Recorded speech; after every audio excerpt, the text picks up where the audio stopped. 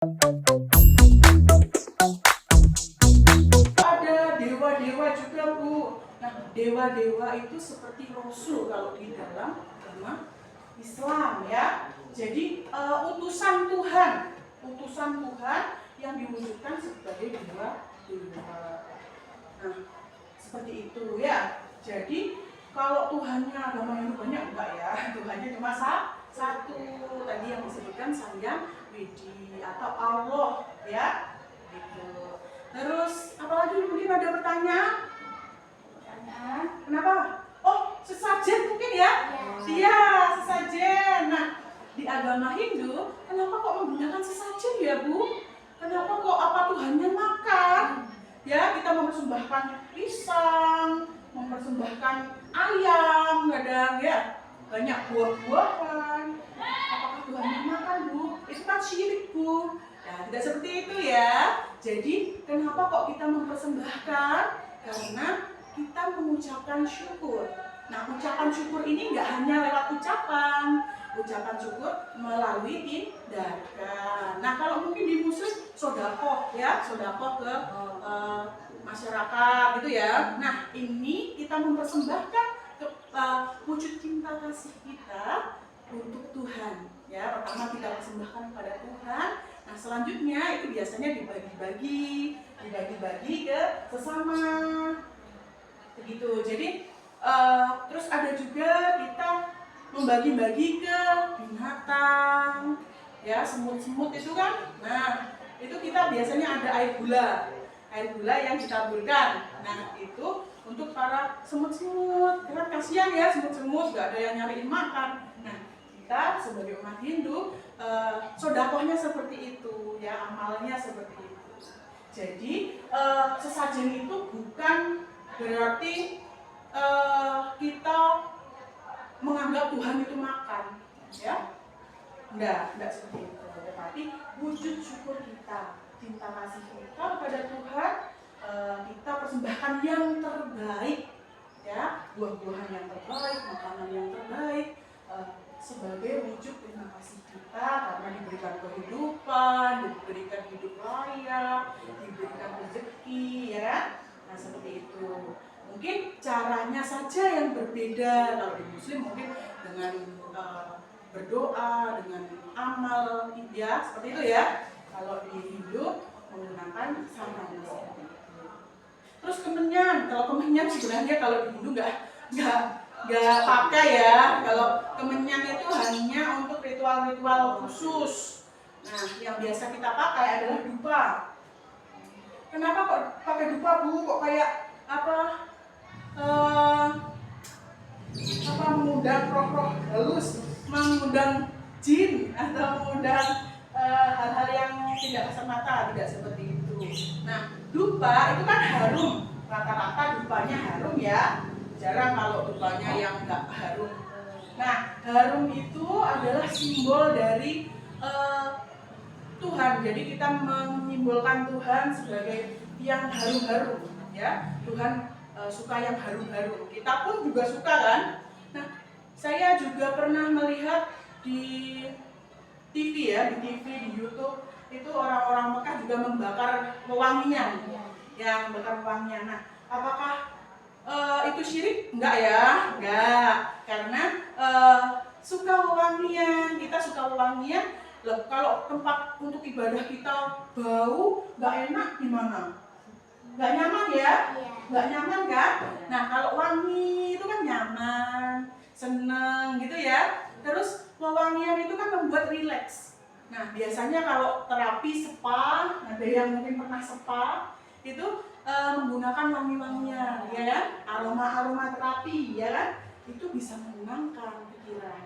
Nah, ketika kita berdoa, kita membakar dupa, wanginya itu akan menenangkan pikiran kita. Yang tadinya mikir, saya ada PR banyak ini, belum mengerjakan bagaimana ini. Nah, itu bisa tenang, pikirannya lebih rileks, begitu ya. Terus ada juga filosofinya sebenarnya. Filosofi dupa itu kan asapnya mengepul ke atas. Nah, diibaratkan dupa ini adalah pengantar doa kita. Pengantar doa kita kepada Tuhan, kepada Allah, sebagai apa ya? Lebih cepat lagi lah kalau misalnya ada pengantarnya, ya. Apa kita kalau berdoa biasa saja terus nggak mempan Bu, ya mempan saja. Tetapi menurut kita itu kalau menggunakan dupa itu asapnya akan mengantar doa itu sampai ke langit, begitu ya. Ada lagi pertanyaan mungkin? Tapi nanti Ibu Wida sudah punya pertanyaan sendiri. Oh siap. Karena mungkin kita akan. Oke. Sebelumnya terima kasih kami dari SMP Mas KF sudah diizinkan untuk berkunjung di sini Ya. untuk berkolaborasi terkait literasi beragama, literasi Katolik ya. Siap. Nah, anak-anak kita di sini belajar ya. Mata pelajaran apa? Tentunya pendidikan Pancasila. Ya, kalian belajar di bab 2 itu apa? Mengamalkan Pancasila untuk kebahagiaan bersama. Oleh karena itu, pada pagi hari kenapa Bu Tias mengajak kalian di sini kita bersama-sama mengamalkan Pancasila. Utamanya sila keberapa? Sila keberapa? Sila pertama. Apa bunyinya tadi? Di sini Bu Tias punya teman namanya Bu Ida, sama-sama memiliki kepercayaan agama masing-masing ya, saling menghargai, menghormati. Jadi anak-anak seperti itu kalau di sekolah ada temennya berbeda agama harus saling apa? Menghormati, saling bersikap apa? Ya. Nanti mungkin akan dijelaskan lagi sama Bu Ida. Masih ada pertanyaan ya? Nanti simpan dulu di sana. Oke, terima kasih. Mari kita berkunjung ke Pura Sakta Mandala Saraswati ya. Di sana ada kakak-kakak kelas 7, 8, dan 9 yang menunggu kalian ya. Terima kasih Bu Ida. Bagaimana Pak? Terima kasih Bu Ida. Ya, kita tunjukkan. Ini ada pertanyaan sebelum lanjut lagi? Belum ada pertanyaan ya? Pertanyaan. Belum ada pertanyaan. Nah, ini dari siapa Bu Ida? Ya, nama saya Ida. Kalian bisa memanggil Bu Ida, boleh ya. Nah, untuk agama Hindu sendiri, ini akan saya jelaskan ya, biar kalian tidak bertanya-tanya, itu apa sih, itu kayak gimana sih ya. Karena kan kalian tinggalnya juga di mayoritas Muslim ya, lingkungan kalian mungkin tidak ada yang beragama Hindu ataupun beragama lainnya ya. Semuanya berada di lingkungan Muslim. Nah, saya menjelaskan di sini Hindu itu adalah salah satu agama yang diakui oleh Indonesia ya. Nah, Hindu sendiri itu adalah salah satu juga agama tertua yang ada di dunia ya. Agama tertua apa paling benar Bu? Ya tidak seperti itu karena ada beberapa agama lainnya ya. Kita semua menghargai kepercayaan, menghargai agama yang dianggap masing-masing gitu ya.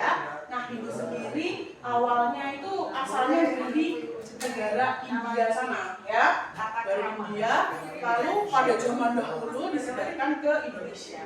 Nah, Indonesia dulu masih menganut percaya adanya roh leluhur, percaya adanya hal-hal yang mistik gitu ya. Nah, kalau Hindu, apakah Hindu itu menyembah berhala Bu? Banyak pertanyaan seperti itu ya mungkin. Nah, ada yang mengatakan Hindu itu menyembah berhala Bu, menyembah patung-patung. Nah, tidak seperti itu ya. Kita tidak menyembah patung ya. Kami jelaskan tidak menyembah patung. Yang kita sembah, yang kita agungkan adalah Tuhan. Nah, Tuhannya sama, kita nyebutnya Sang Hyang Widi. Kalau di kalian mungkin menyebutnya Allah. Nah, di kami pun juga ada yang menyebut Allah ya. Jadi boleh saja karena ribuan nama Tuhan boleh diagungkan ya. Jadi saya menyebut Tuhan saya Allah juga bisa. Nah, tapi pada umumnya kami menyebutnya Tuhannya Sang Hyang Widi. Lalu patung-patung Bu, patung-patungnya ada di pura, ada di lataran rumah. Mungkin kalian sering ya lihat-lihat kalau di Bali. Pernah pergi ke Bali? Ada yang pernah ke Bali? Ke Bali siapa? Itu. Oh ya, pasti lihat ada patung-patung ya. Nah, patung-patung ini adalah simbol ya, bukan yang disembah, tapi adalah simbol dari kekuatan Tuhan. gitu. Pak Pendeta ya, sebagai guru pendidikan Kristiani ya. Terus ada juga yang beragama Katolik. Beragama Katolik juga diwadahi di SMK gitu ya. Nah di sini semuanya rukun-rukun meskipun berbagai agama karena memang sila yang pertama apa bunyinya? Nah, ketuhanan yang Maha Esa. Nah, Indonesia ini ada 6 agama yang diakui ya. Sekarang menjadi 7. Semuanya hidup rukun dan berdampingan di Indonesia, gitu ya. Nah, ini miniaturnya.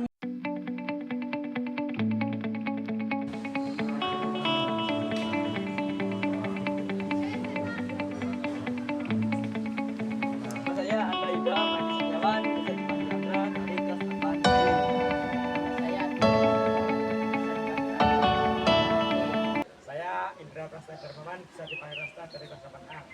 Nama saya Biasa Diagayati dari 9B. Nama saya Kenisa Dikias, bisa dipanggil Kenis dari 8A. Nama saya Gendra Sari, bisa dipanggil Ayu dari 7B. Nah, begini ini busana untuk kita melakukan ibadah ya. Nah, mungkin yang lainnya mengatakan. Terima kasih nih adik-adik ya, dari Negeri 2 sudah menyambut kami dari siswa kelas 6 SD Negeri 4 Setail ya, yang ingin belajar bagaimana sih agama Hindu ya, ingin tahu mengenal lebih dekat utamanya dengan kepercayaan dari agama Hindu ya. Perkenalkan dulu dari SD 4 Setail, dari ini siapa namanya? Oke, Jovan. Oke, ayo kenalan dulu sebelahnya. Oke, sambil gitu. Sipa, Aza, Saya Dinda Nida Kuliah dipanggil Dinda. Dinda, Sinta ya, bilangnya. Oke, turun, lalu di belakangnya.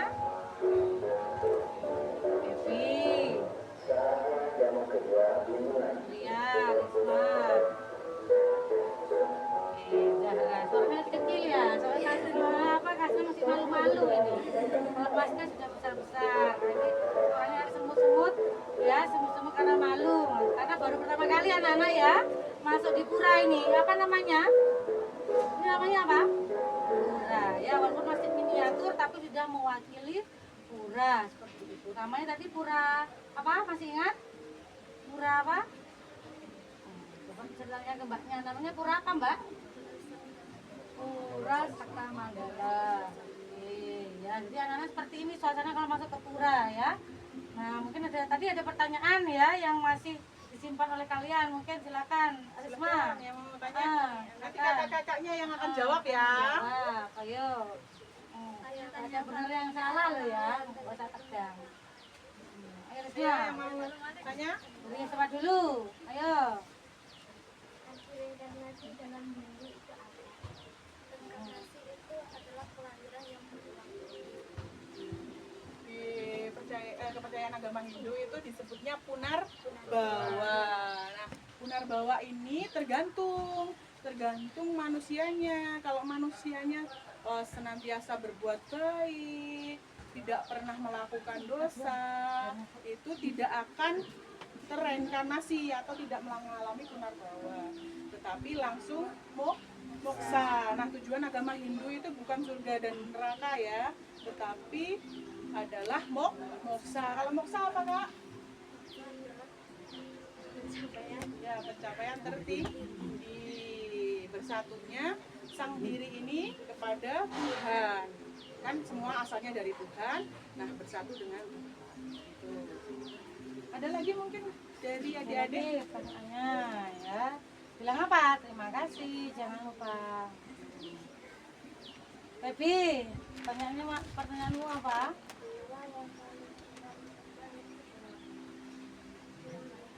Dewa. Nah, dewa apa yang disembah?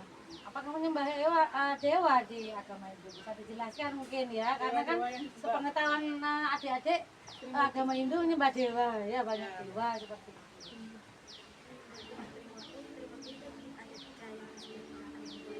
Ada Brahma, Wisnu, dan Siwa. Brahma itu sebagai pencipta alam semesta, Wisnu itu sebagai pemelihara, dan Siwa itu sebagai dewi. Nah, kebetulan kalau di sini ada Dewi Saraswati ya di belakang kalian, itu adalah patung Dewi Saraswati. Yang mau menjelaskan patung Dewi Saraswati? Mas Arga. Silakan Mas Arga, coba dijelaskan patung Dewi Saraswati maksudnya apa? Dewi Saraswati. Ya di situ aja nggak apa-apa. Silakan Mas Arga. Patung Dewi Saraswati adalah representasi Dewi Saraswati, Dewi ilmu pengetahuan seni sastra dan kebijaksanaan dalam agama Hindu. Pengertian patung ini dibuat sebagai simbol kehadiran dan sifat-sifat Dewi Saraswati yang dipercaya memberi pencerahan pikiran, kecerdasan, serta inspirasi dalam berkarya dalam konteks pura atau tempat suci Hindu. Patung Dewi Saraswati menjadi media pemuda untuk memohon bantuan agar pengetahuan digunakan secara benar dan bermanfaat. Ciri khas patung dari Dewi Saraswati, wajah dan postur anggun penuh ketenangan. Atribut utama, lina, alat musik, simbol seni dan harmoni. Itu yang di belakang Yang anak seperti gitar. Lalu kita peda adalah simbol ilmu pengetahuan.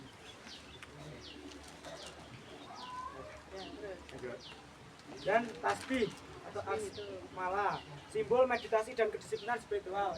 Itu yang Sebelah atas itu kanan. lalu ada teratai, yaitu simbol kemurnian pikiran. Serta yang bawah itu.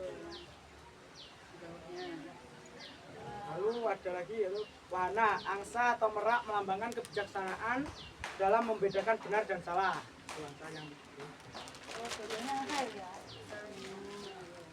Lalu ada lagi busana, umumnya berwarna putih atau keemasan menandakan kesucian. Ada lagi terkait itu anak-anak. Lihat patungnya ya, bagus ya patungnya ya.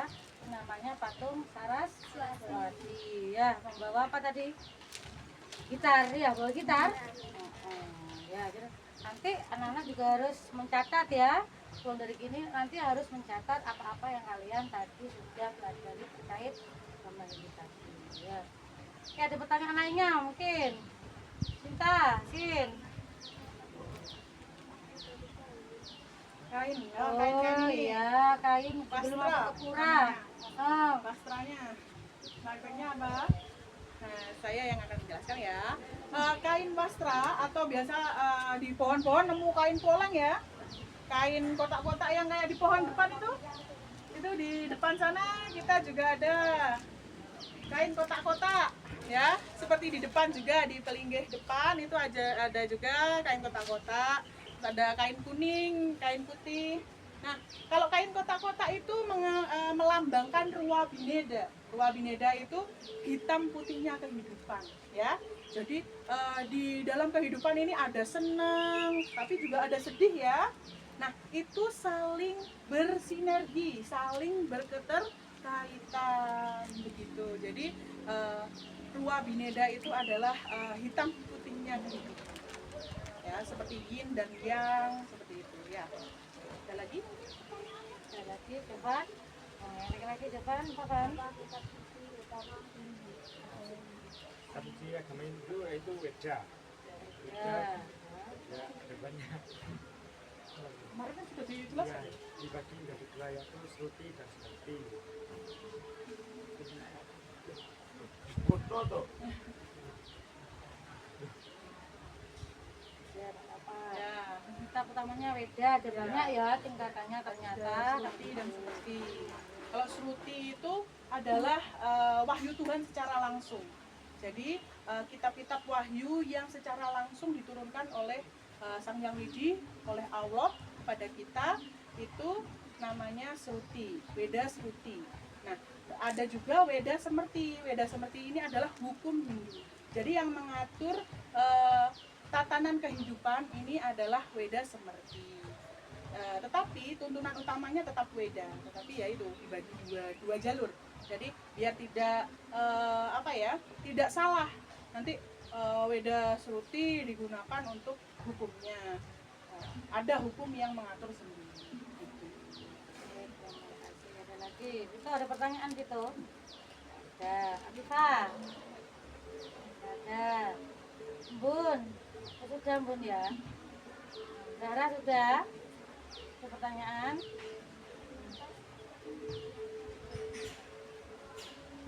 Mengapa? Apa?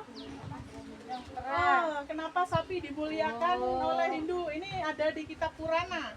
Ada yang mau menjelaskan? Sapi itu dalam agama itu dilambangkan kayak sapi. Ya, seperti ibu. Nah, jadi sapi kenapa kok diagung-agungkan di agama Hindu? Nah, pada hal ini sapi itu adalah perwujudan ibu, ya. Kita menyimbolkan sapi itu seperti ibu, memberikan susu, ya.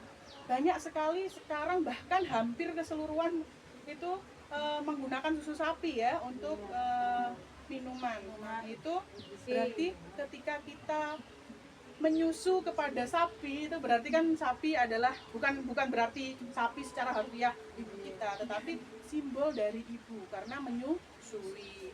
Nah, sapi rela membagikan susunya, rela membagikan jiwanya kepada kita untuk kehidupan kita.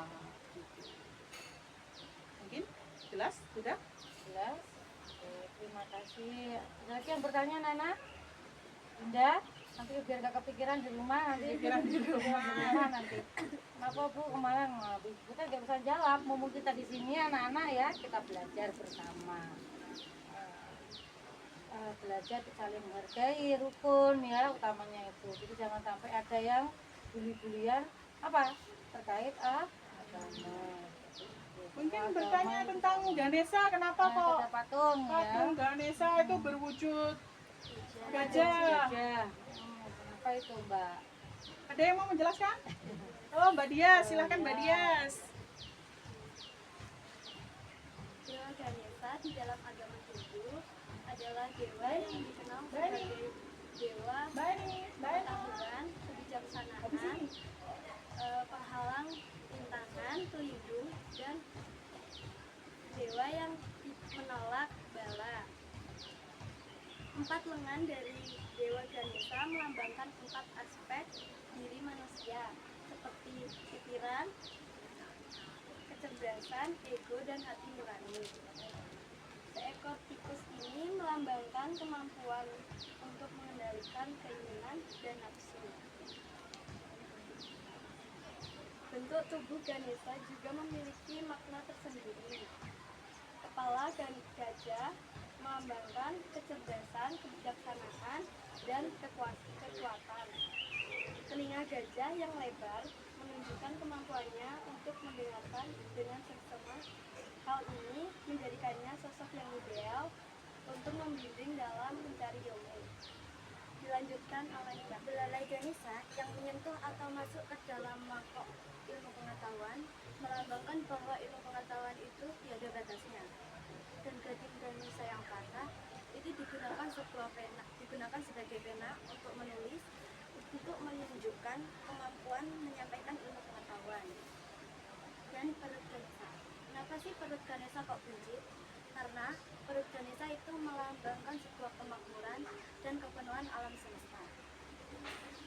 Dewa Ganesha juga memiliki beberapa senjata utama. Di setiap senjatanya ini memiliki beberapa makna tersendiri. Ankusa atau tongkat dorong melambangkan pengendalian pikiran dan keinginan. Pasa atau jerat melambangkan pengendalian diri dan mencegah orang dari kesalahan. Yang ketiga ada parasu atau kapak melambangkan keterikatan duniawi dan penghancur kebodohan. Yang keempat ada modaka atau kue manis melambangkan sebuah kehidupan yang harmonis, berkah, kebahagiaan, dan dapat mencapai tujuannya. Jadi itu filosofi atau pengertian dari bulan Agustus. Terima kasih penjelasannya Mbak. Ya.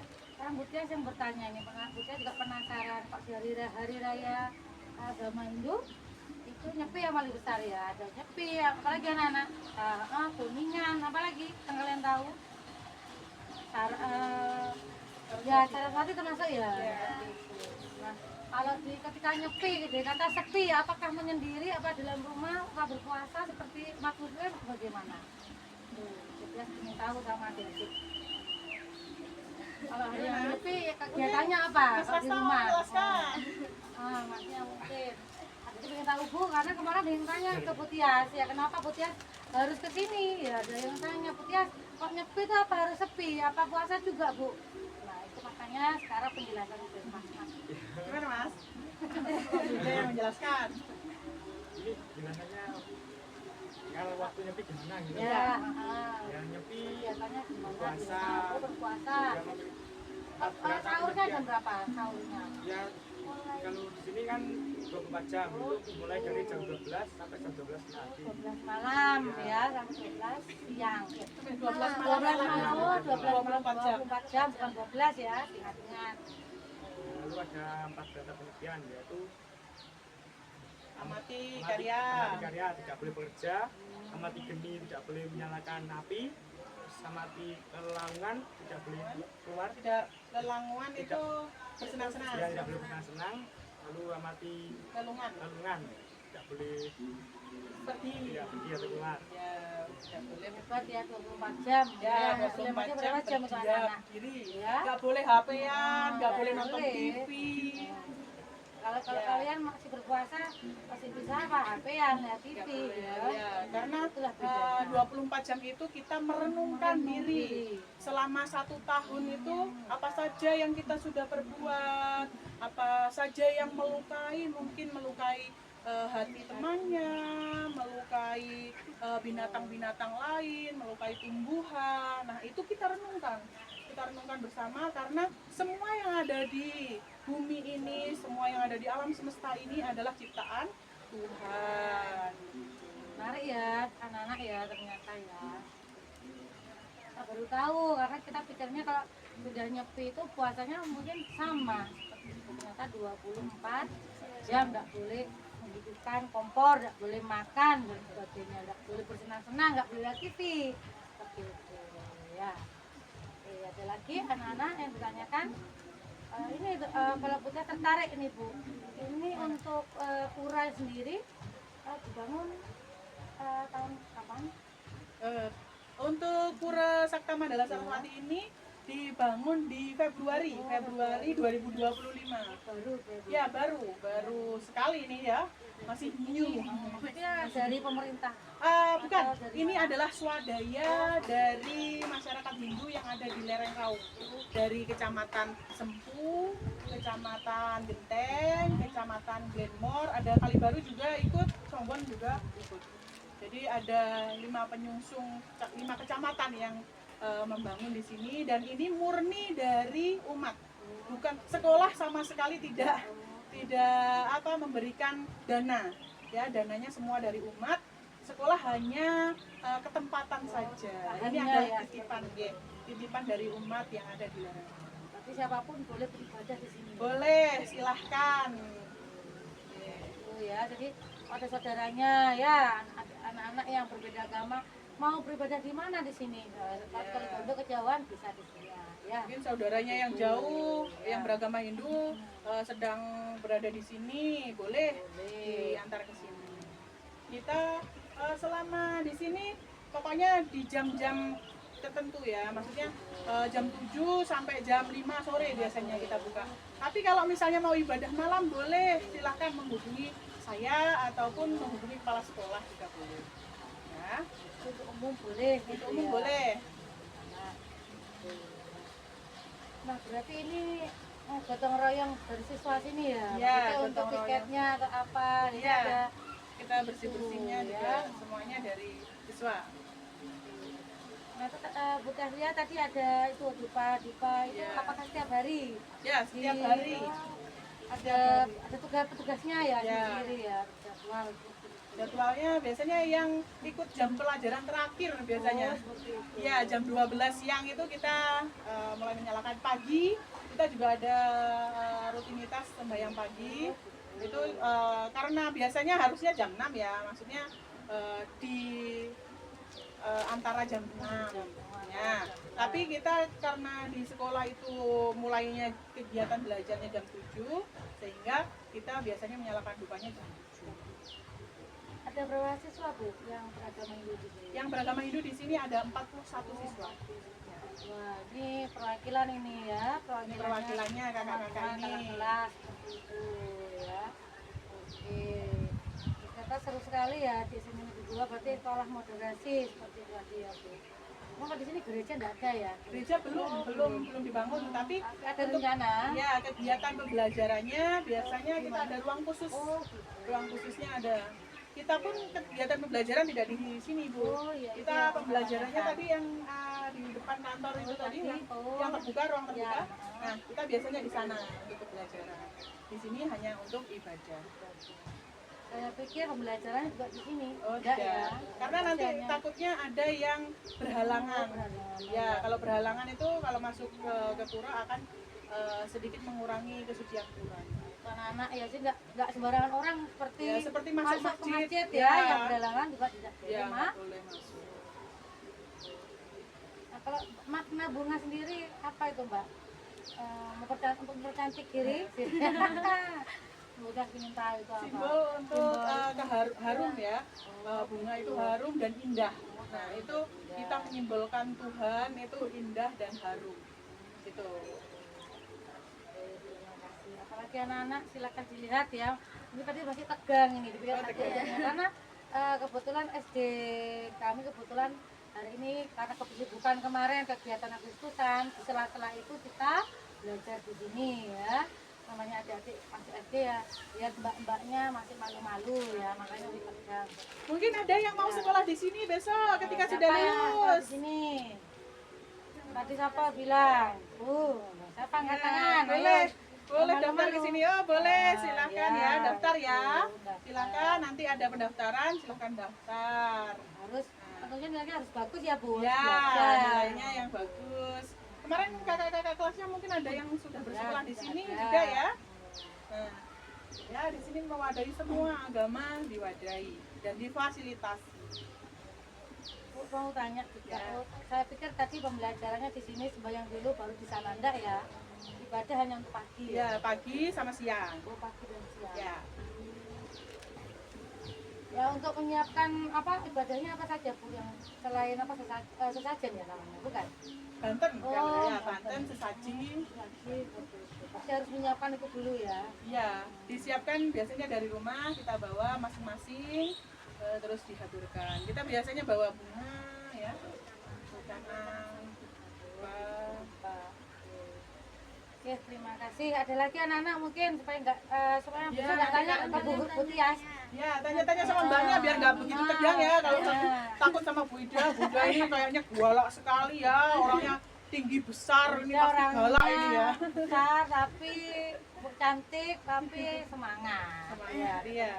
Kalau takut boleh tanya kakak-kakaknya ini, kakak-kakaknya Untuk lebih. guru agama itu hanya Bu Ida Bu. Iya, hanya saya di sini. Sebelumnya ketika Bu Sebelumnya Ida katanya sebelum saya di sini itu dulu ada juga. tapi tidak sempat kosong ya. Ya, langsung tidak sempat terisi kosong, ya. langsung terisi. Ya, karena memang kebutuhan. Iya. Ayo silahkan ini punggung semangat ini mbak-mbaknya ini semangat.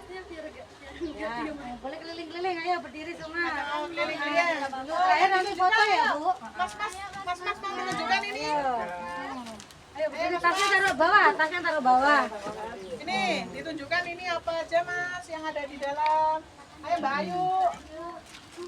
Tunjukkan yang di dalam. Sedikit. Ayo di sini Mbak Ayu mau menjelaskan ini kok ada. Karena di belakangnya Mbak Ayu. Mbak Ayu ini agak lucu orangnya ya. Ya. Mbaknya aktif ini. Ya, kita juga busana sembahyangnya memakai kaos seperti ini ada simbol puranya juga, nggak apa-apa. Kaos tetapi biasanya memakai bawahan yang seperti ini. Atasnya kaos boleh, tapi bawahnya seperti ini. Begitu ya. Silahkan Mbak Ayu dijelaskan apa? Sang Surya adalah sebuah bangunan suci.